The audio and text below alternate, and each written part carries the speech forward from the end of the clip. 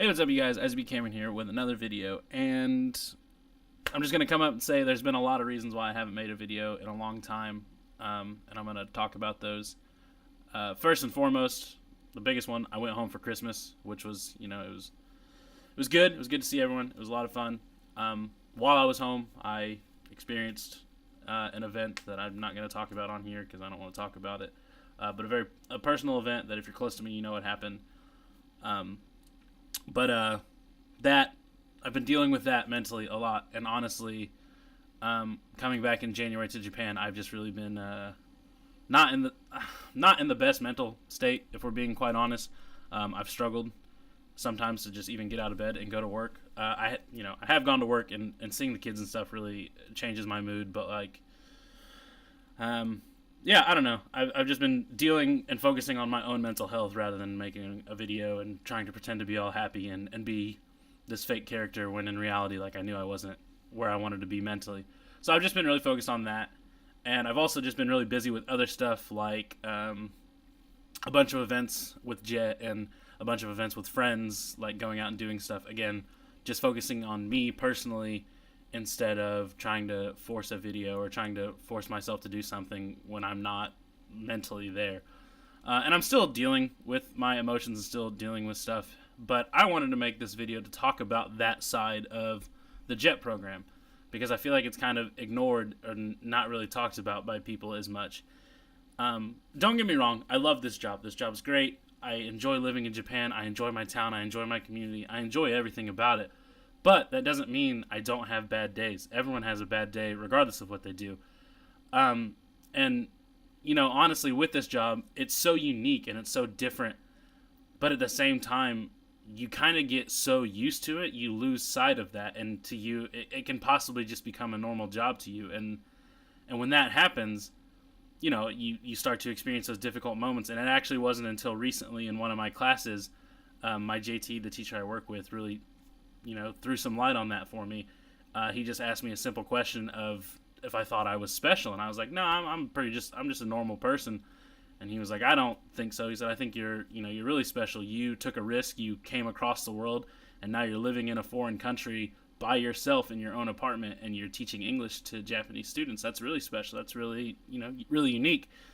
And it caused me to step back and really be like, wow, this is a really unique experience. And I guess after living here for almost 2 years now, or going on 2 years now, I just really got used to it and didn't think much of it. And also with the whole JET community in general here, especially in where I'm at in Shimane, we're all so close, which is great. I love it. It's another family, and I don't think I'm talking about it in a negative light at all, because I'm not.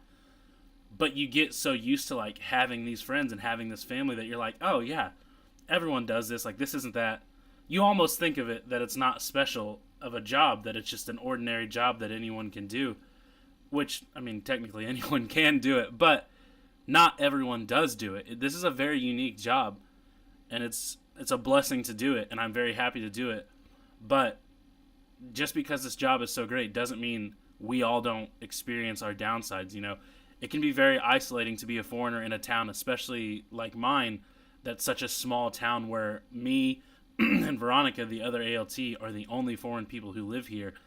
And, I've lived here, like I said, for almost 2 years now, and I still get people staring at me when I go to the store. And, I get that there's a general curiosity, or, maybe they're nervous to talk to me, but at some point it starts to, affect your character and affect how you view yourself. Because it's like, man, I'm just trying to buy some groceries.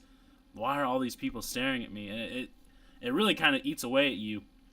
And not only that, other stuff where some days, my Japanese isn't at the level where I want it to be, and I struggle to have a conversation, and I really beat myself up because I'm like, I've studied Japanese for so long, and granted, I'm not the best student. I'll be the first to admit that.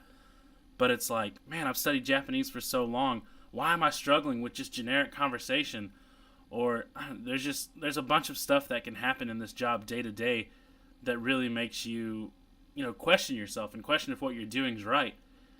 And then not only that, you're on a time frame with this job. You can only do it for so long. So it's a very weird situation sometimes, and you can really get in your head and really psych yourself out about stuff. And for me personally, it just got to a point where I was really questioning, one, my Japanese level, two, if I was, still enjoying what I'm doing here, and I guess three, of if it was time to go home or not. And, I think that's still something I'm dealing with currently, but I'm starting to figure it out more and starting to feel more comfortable with where I'm at. And I'm just trying to take each day, a day at a time, and really count my blessings, which I encourage everyone to do, no matter whether you're Jet or just a normal person at home. Always count your blessings. It's very easy in life, as I've learned through this month and a half of dealing with this, and any time I've dealt with these low points in my life, it's very easy to look at your negatives, and everyone does it. And it's okay to look at the negatives. I'm not saying, ignore negatives, because they can also help you grow, but don't focus on the negatives. While I was home going through the scenario I went through, my cousin made a very good point of, certain things in life can make you depressed or make you very upset or make you angry. They can put you in a low spot. The important thing is not to stay in that low spot. Embrace your feelings, embrace what you're going through, talk about it, but get through it eventually. Like, don't stay at that low spot. Push through. Whether you hit a wall, no matter what it is, you have to try to get back up, get to the high spot again. And that's really resonated with me through all this, because it's very true. We find ourselves in life hitting low points and feeling upset or feeling like we're not good enough at stuff. And those feelings are okay. Don't deny those feelings, but at some point you have to embrace them and try to make a change. And that might be difficult, and you can't do it alone. Reach for help, whether that be a spiritual help, a friend, no matter what. Try to find help.